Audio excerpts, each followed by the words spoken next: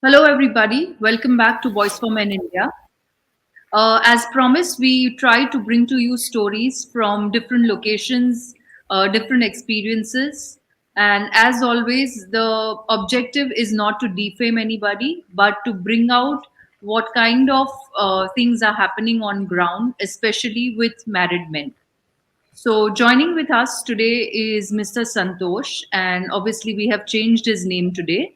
And we are going to discuss his journey of marriage and how his wife's infidelity was actually encouraged by his own in laws. So, first of all, thank you very much, Santosh, for joining us and taking out time to speak to us about your personal life. Thank you. So we'll try to keep because obviously this is there are too many things which have happened and it's a long marriage. I believe the marriage happened in 2007, so there will be too Yeah. many instances which would have taken place. But we will try to focus on certain aspects.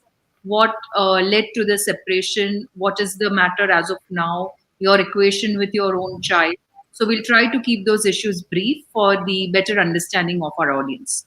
So, Santosh, let's give us a little background about when did your marriage happen? Was this love marriage, arranged marriage, and how many children do you have? It was a pure arranged marriage. Um, got a son who is now 12 years old, and he got separated. He was around 8.5 years old. When did the This marriage marriage, take place, Santosh? it was December 2007. It was a pure arranged marriage. Well, the two families actually decided, and I was working in a private company, and then it all started that way. Sure. Just give us a little background. As you mentioned that you have, always been into the corporate sector. You are a working professional. And can you share whether your wife was working or, was she qualified enough to work and whether if she wanted to work, what was your stance on it? uh, at the time of marriage, she was doing her masters in computers, and the first year of our marriage, most of the time she was in hostel. She used to come and stay and then go back. I supported her, stating that probably it was her ambition to pursue a career in computers. But then, after 1 year, when she finished her computers, she informed me that she is no more interested, or she was never interested in computers, which was very shocking. But later on, after some time, she told me that she is more interested in law, because some legacy, family inheritance issues. He wanted to pursue law, which again I supported, considering that fact that a woman who would like to pursue a career and aspire to become something, I should not become a hindrance. Not a conventional thought, but it was in liberal thought. That was my idea. And after that also, the whole story, in fact, the separation, the first germination of these things, you can say, it took place there. And after 3-4 years of marriage, one fine day she told me that she is not able to focus on her study, and by the time child was already 3 years type of, and she would like to go and stay most of the time with her parents, because she is unable to take care of the child. At the same time, she wants to study. Especially she wanted to appear for judicial exam. So I took again a stand that probably as initial time of my sacrifice, I was ready. And the biggest sacrifice which I really count is staying away from my child for some time, and then for the sake of future of the family. uh, but things actually turned completely around. in the other way, Right. actually. Right. So just to sum it up, this was an arranged marriage, 2007.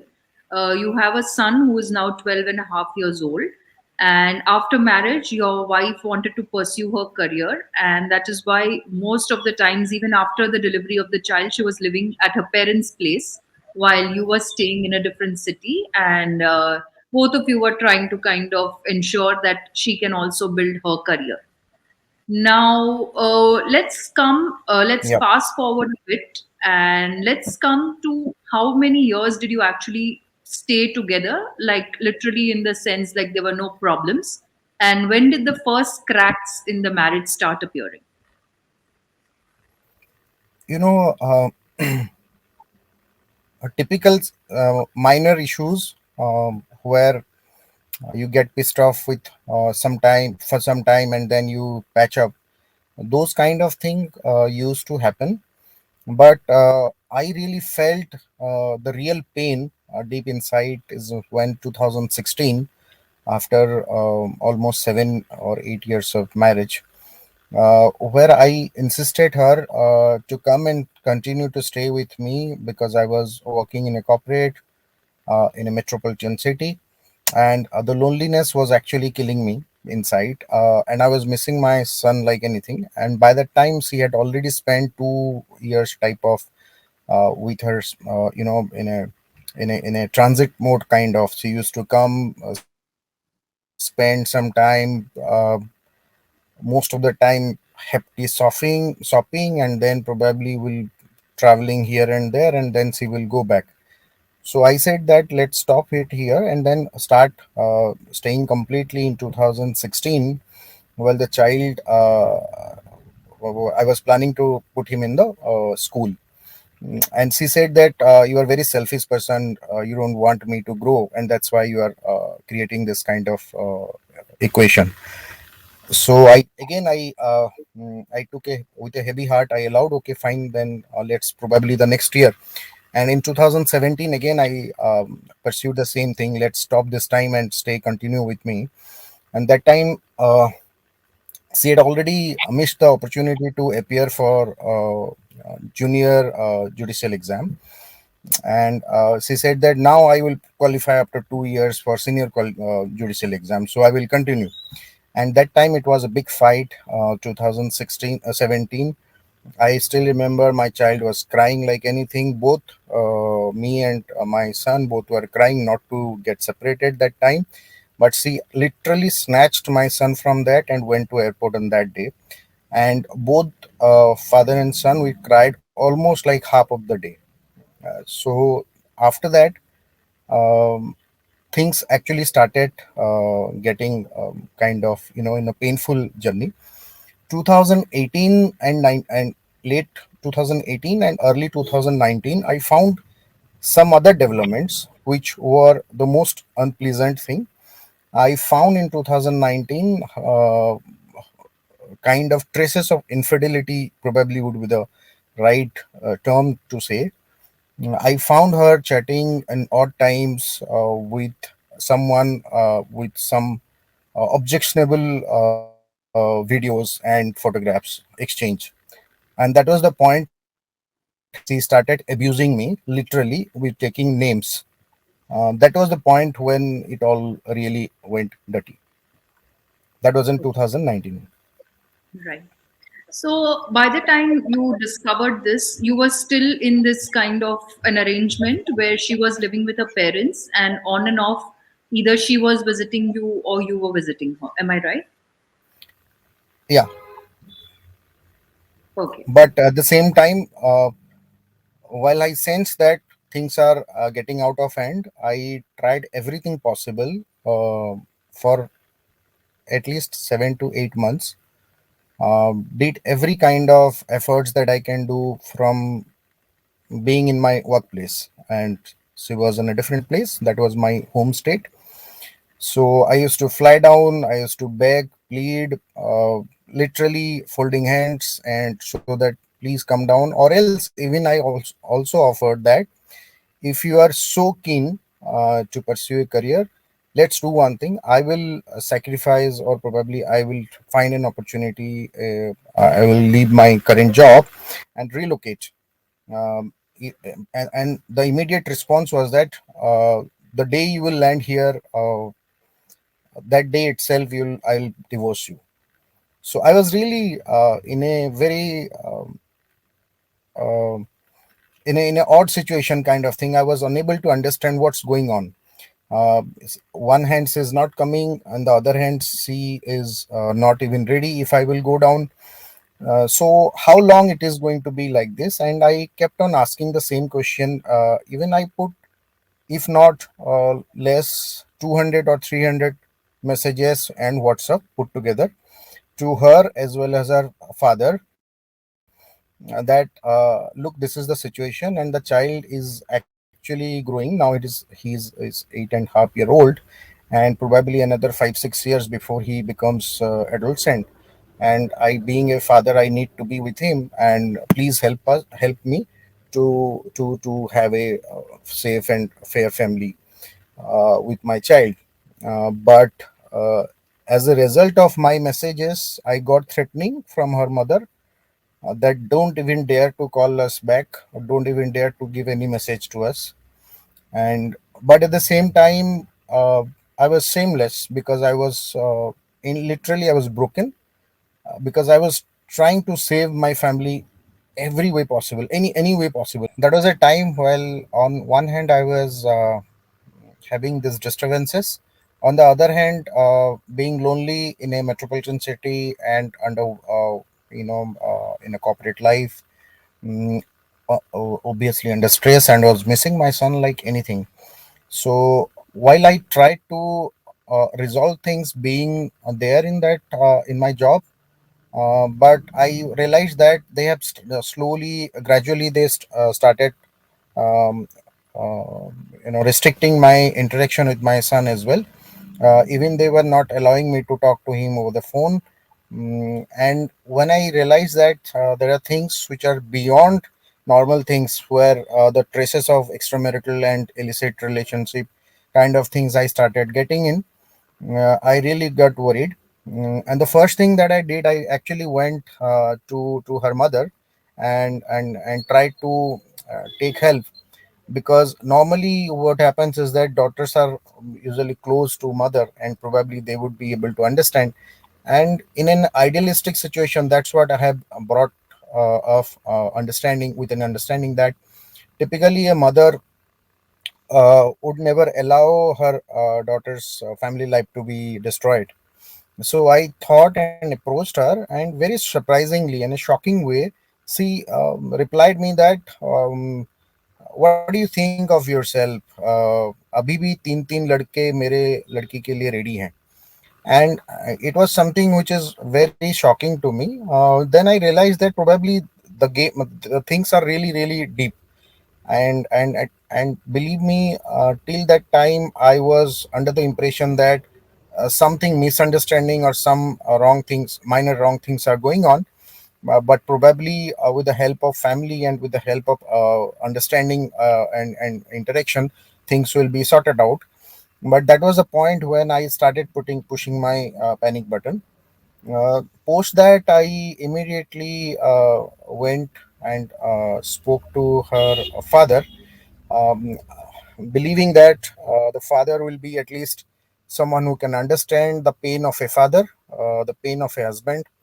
And I approached very and the first instant he said, no, no, what you are saying is absolutely right. But the other instant, the moment I started talking to him, indicating that there are some third party involvement, because I had, by that time I had a few data points which I could actually connect and understand. uh, Immediately he started threatening me in a very negative way, that because he comes from a very influential position, he holds a constitutional post, and obviously for him it is easy. And the reply was that I don't even have to go to police station, just a call and you will be behind bar. Do you know with whom you are dealing with? And that time I told him that ki if you don't really know this is what is going on in your house, then you should I really feel very bad about it. You should listen to me. After all, I'm your legitimate son-in-law and the only son-in-law. uh, and if you know I'm doing this, then it is very shameful. So Right. that was my last conversation with him. After that, he never faced me. He never dared to come to me. But a lot of thing has gone wrong with me. Obviously, his influence has been very crucial in that. So that was the point when I realized that probably it's no more a family. Right. And I took a very bold call. I left a very high profile, well paid job in that metropolitan city where I had stayed for a more than a decade. I actually squared off everything, and I just asked my office that I want to take a sabbatical for a very long period of time. I don't even know when I'm going to come back, but I want to settle down and come back.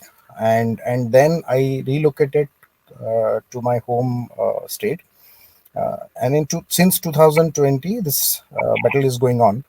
Right. What is more Santosh, I'll just stop you there. I'll yeah. stop you there. I'll just question something else. So, in all this, where was your family in the sense? What about your parents? Were they aware of all these things, or at what point in time you informed them that things have gone so far between you and your wife? Mm, the moment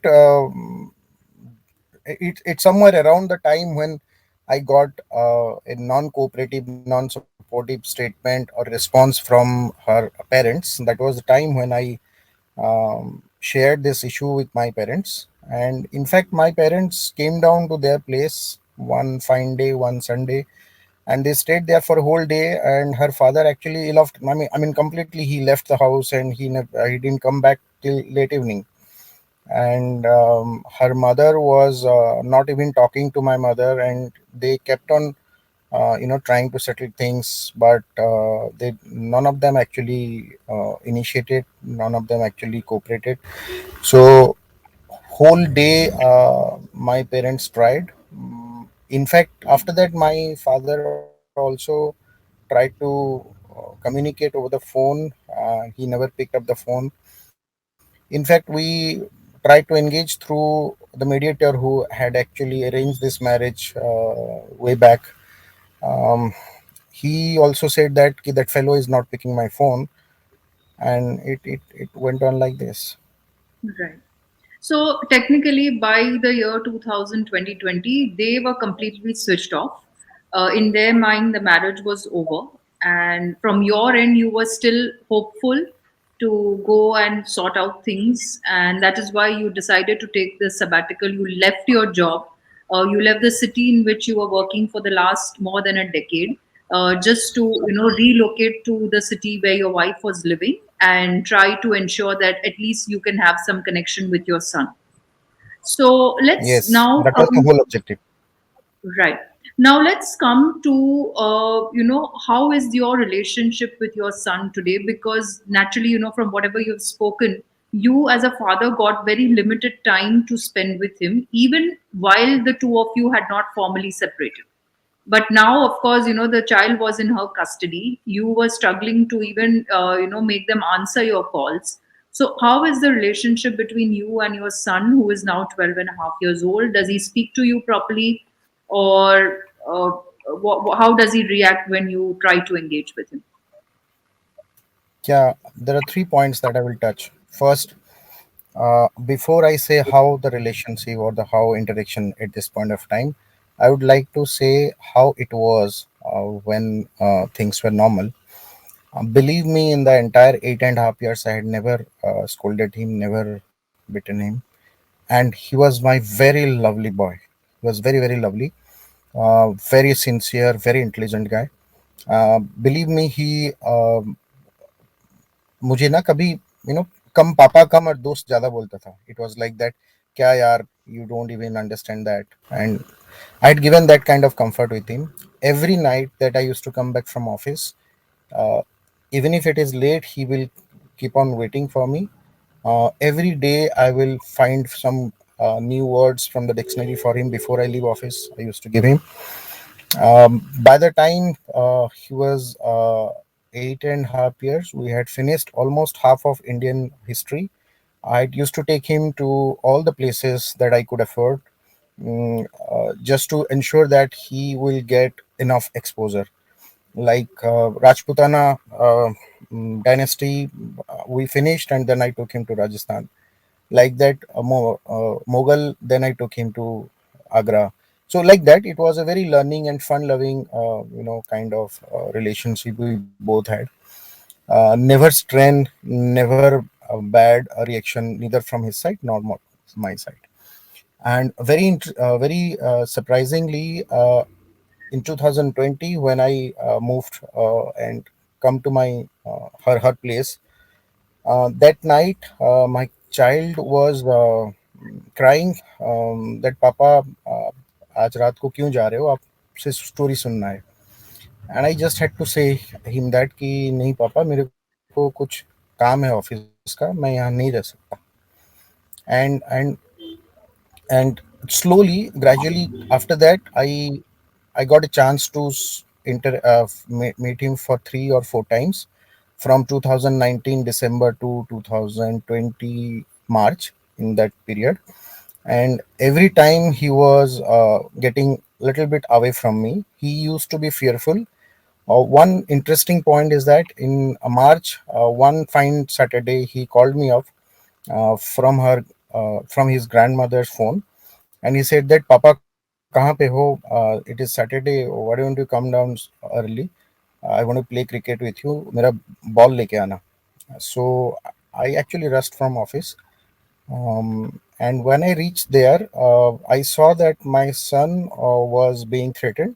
He was standing in a staircase, and both her mother and grandmother were threatening him that don't dare ever to call your father again, else you will be thrown out from this house just like he is thrown out. And your father is not having even adequate shelter to provide you, and he will not even provide you enough food, and kind of, it's kind of bullshit threatening that a child will insecurity kind of feeling.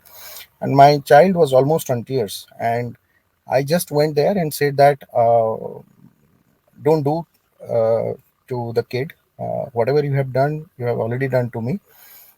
So the reply was that get out, this is none of your business. And the most unfortunate part is that my son has also witnessed in 2019 December, when they had actually used slang on me and they asked me to go out. In fact, they had said, यहाँ से अभी निकल, नहीं तो कुत्ते के जैसे तेरे को सिक्योरिटी गार्ड बुला के निकाल देंगे. And This was I spoken in kept on front of asking. your son. This was spoken in front Yeah, of your son. absolutely. And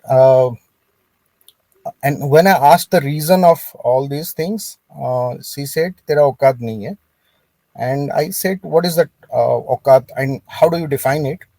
And because anyway, that was very painful to me, because honestly, I was also not a roadside guy. I was a vice president of a company. I was, fairly good corporate career.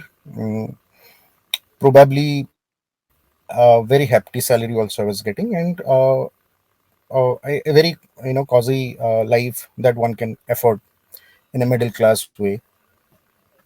So she started comparing the perks her father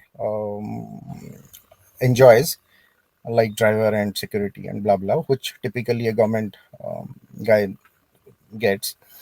And so there was some uh, you know argument that went between her and me. And then I said that, look at the child, whatever differences you have, we can sort it out, but the child will have a permanent loss. Please don't get into all this kind of wrong zone. And she replied that there are millions of children who are fatherless in India, and one of them will be my son also. So nothing, not a big deal. And after that, they asked me to get out of this house. Otherwise, we will ask you, कुत्ते के जैसा तेरे को लात मार के यहाँ से निकालेंगे.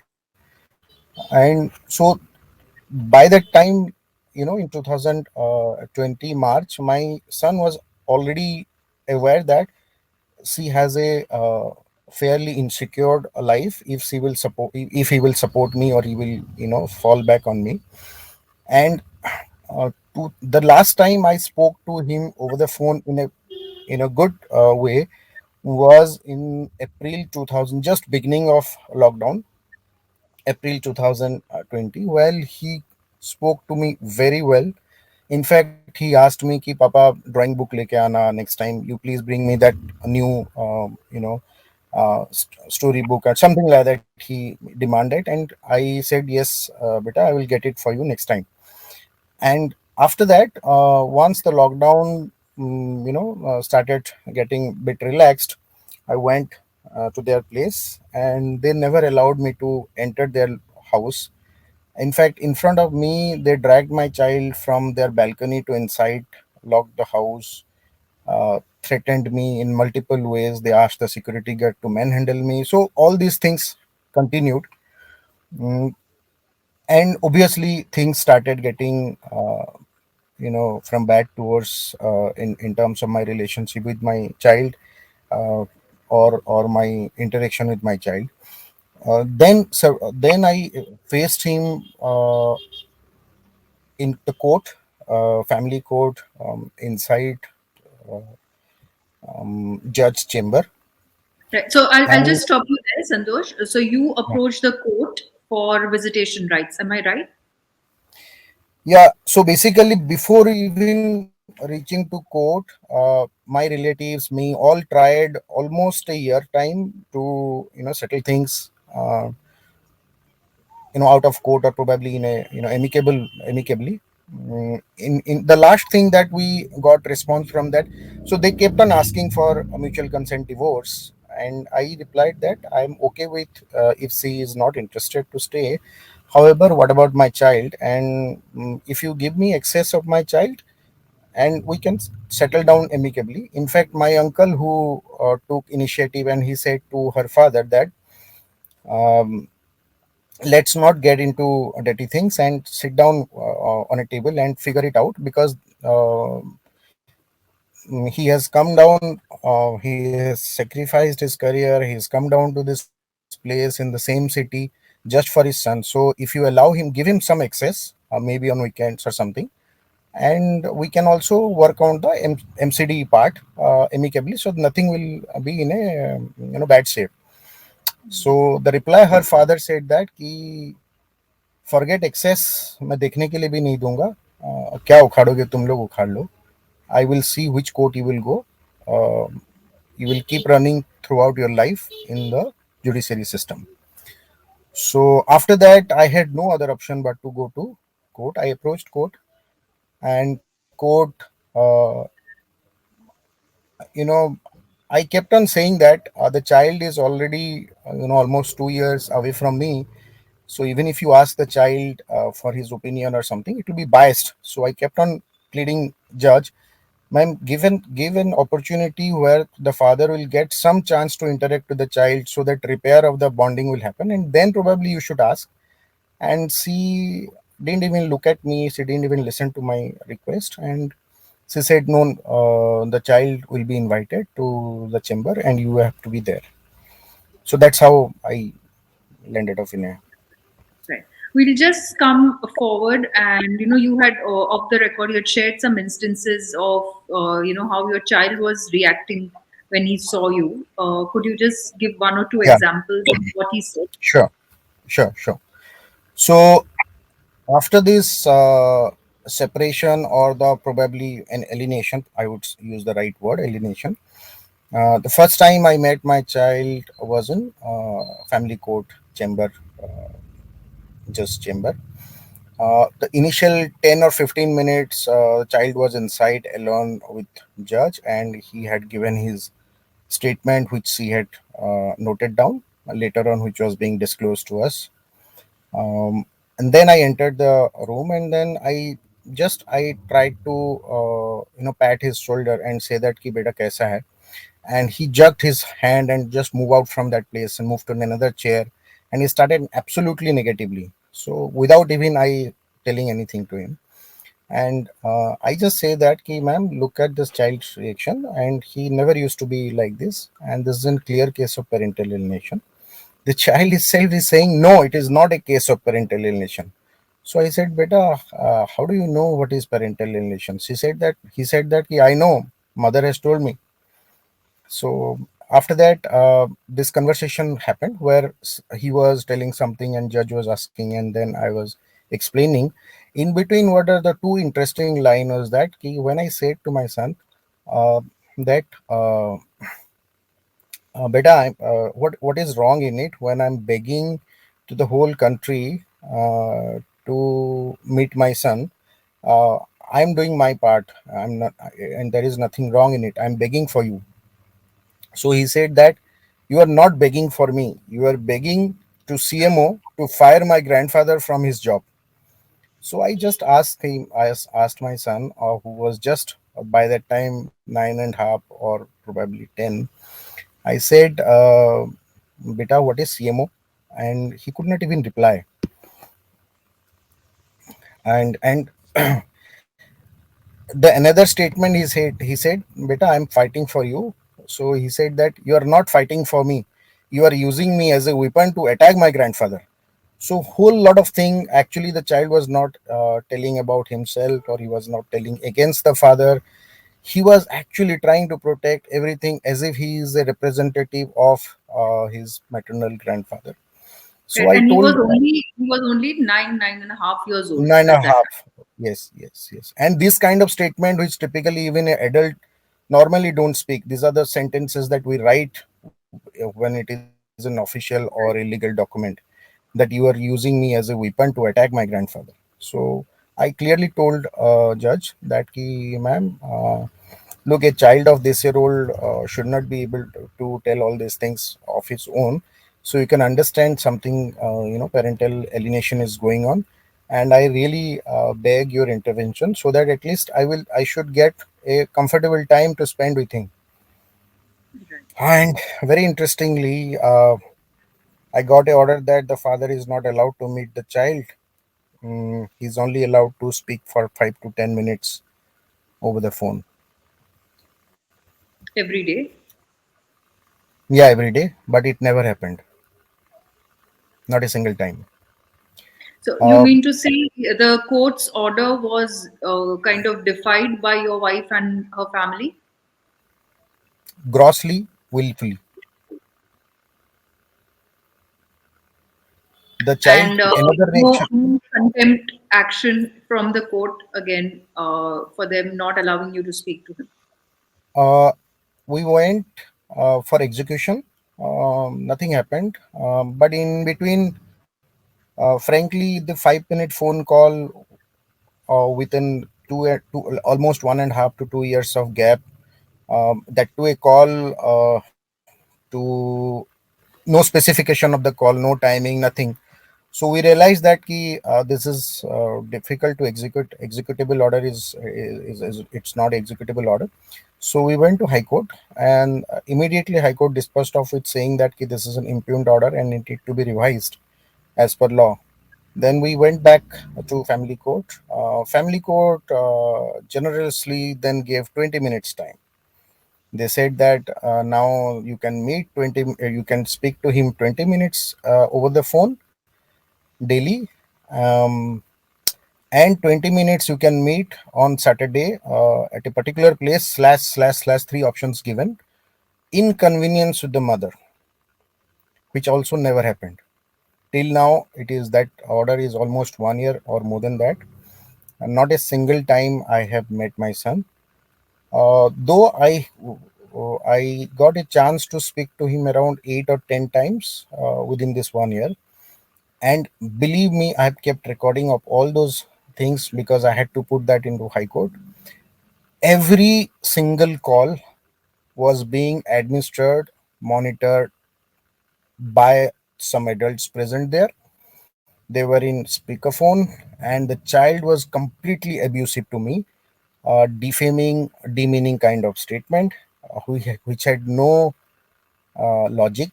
Like one day he said that, I don't want to go to you because you are a failure man. I said, beta, do you know, how do you know that I'm a failure man? In fact, I'm quite successful in my own terms. And and do you know, I mean, how do you know that ki I'm a failure man? Like that, one day he said that, I asked him ki beta exam kaisa hua. So he said, why are you asking all those things? So I said, I'm your father, so I'm concerned, and that's why I'm asking. And he said that you are not my father. So, and then he replied, uh, my grandfather is there, whom he called Baba. So he said, my Baba is there. I don't need any father. So I said that, grandfather is fine on his own place. A grandfather can never replace a father. A father can never replace a grandfather. Beta, you should understand that a father is father and grandfather is grandfather. And by that time, immediately somebody else started telling, behind the child to tell something else. And it was a conversation where every line was being probably tutored to him. And unknowingly, the innocent child was blaming me for things which I had never done. Like he said, you have never done anything for me, but believe me, um, I've given all the best brands, I've given all the best facilities that I could afford, which even I have never consumed. Uh, and still he said that, I understood the child is not at his fault, but somebody else. And that's what, uh, the child. Another thing which I would add, when again we went to High Court, there was a mediation process where the child completely denied that I don't even want to talk to my father. And the opposite party, didn't even allow to meet the father separately. We just had a request that we want to interact with the child for some time, maybe half an hour, maybe 15 minutes, maybe 20 minutes, in exclusively.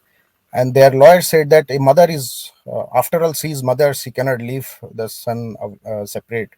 And all those nonsense happened, and they didn't even allow both the father and son to sit together or talk. And in that during that period, my son is telling me, तुमने क्या किया है मेरे लिए? So I said, you tell me what I have not done for you. And just showed him.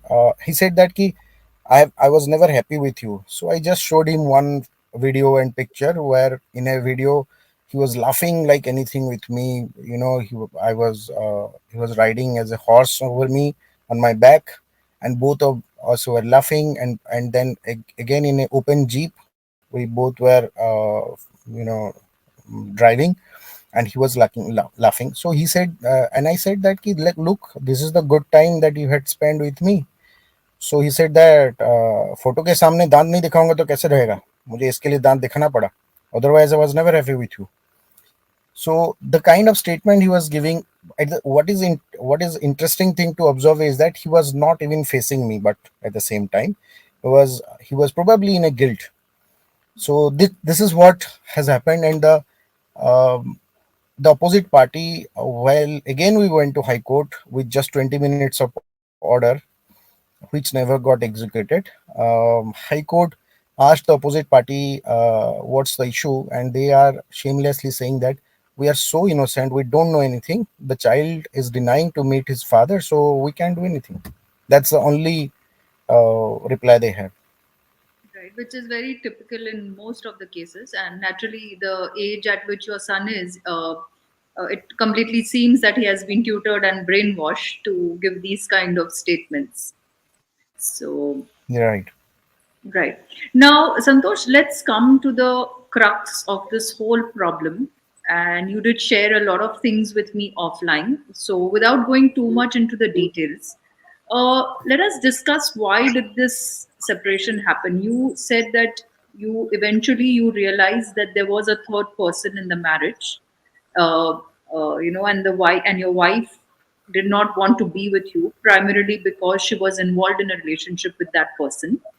You also spoke about how your in-laws in fact were kind of supporting their daughter, going against the marriage and living in this open relationship with this guy.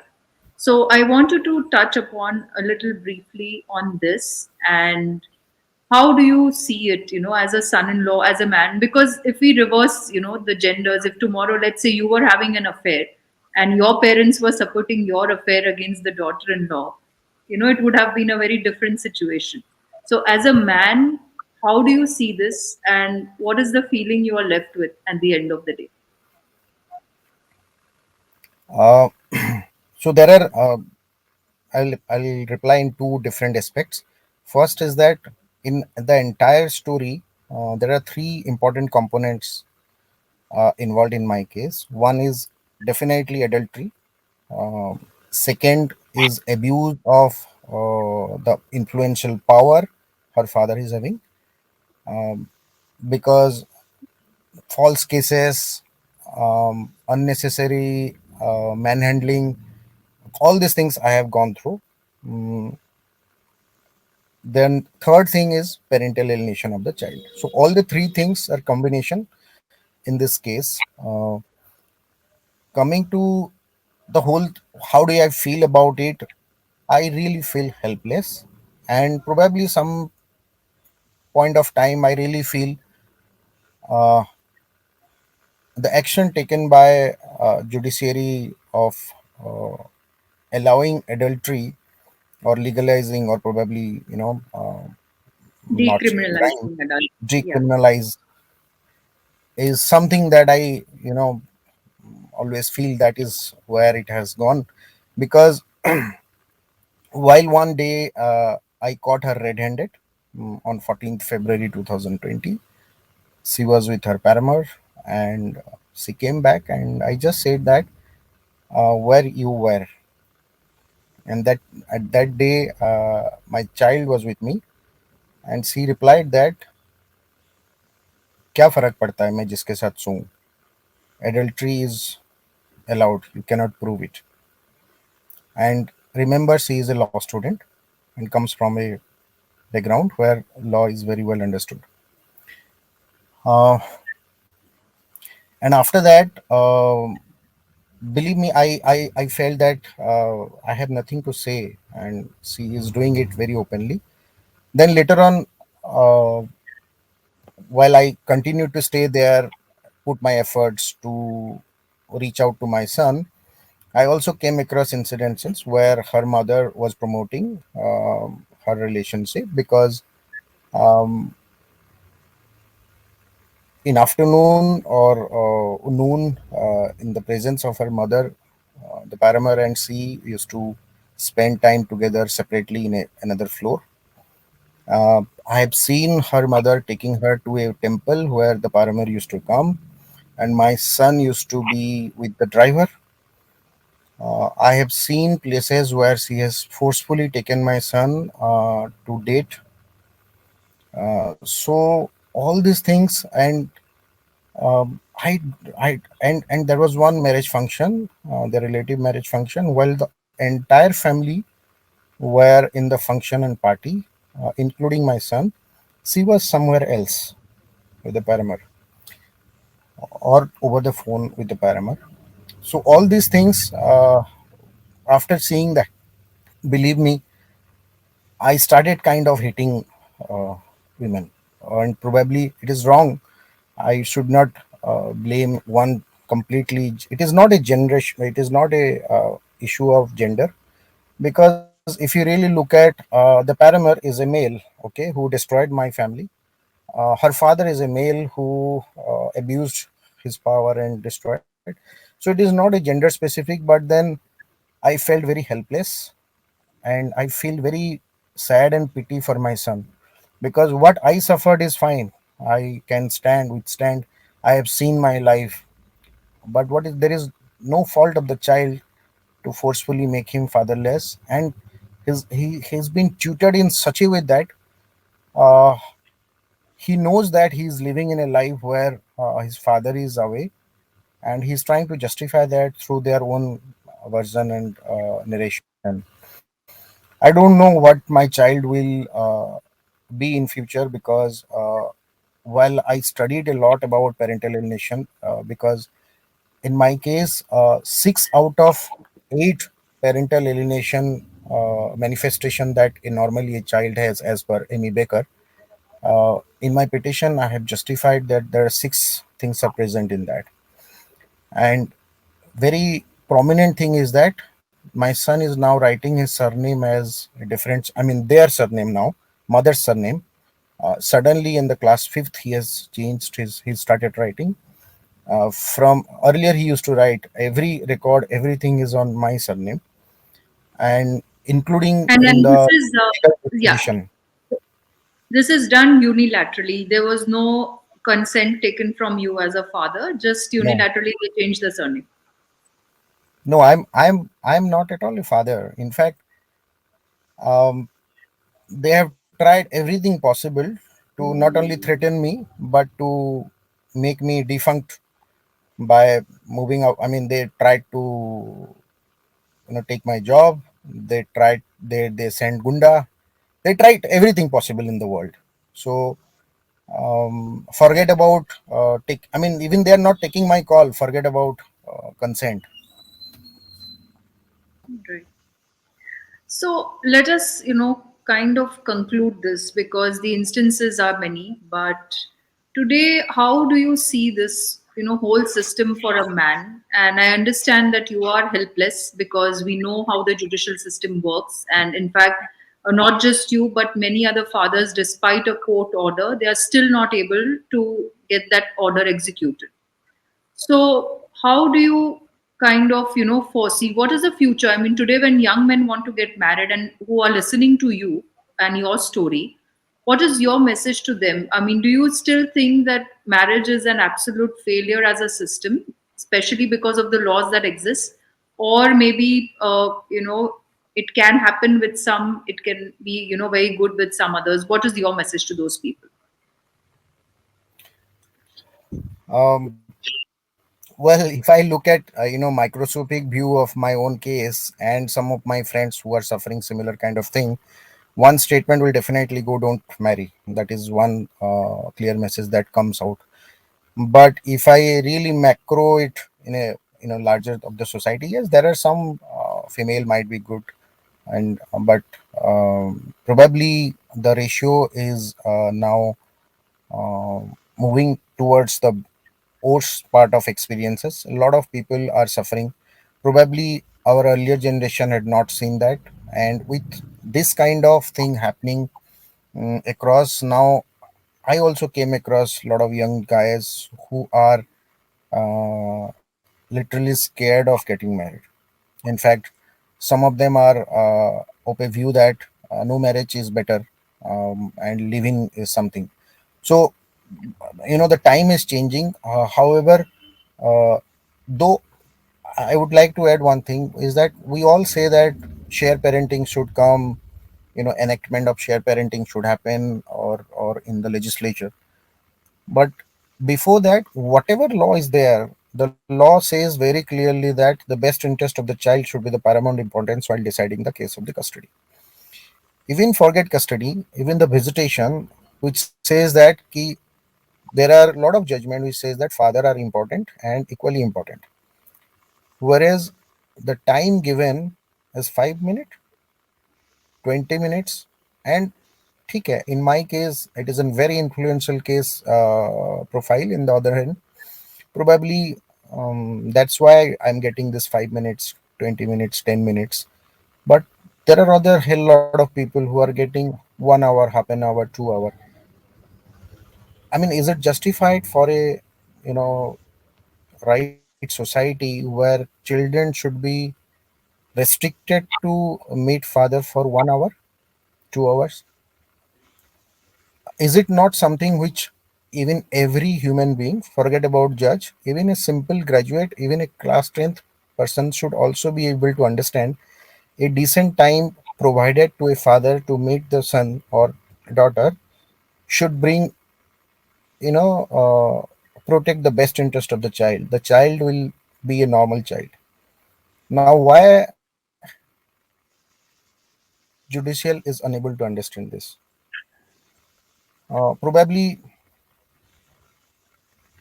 it is an unfortunate for all the fathers, and I really feel very bad about. I have been interacting with many fathers who are in this kind of situation, and they are literally helpless.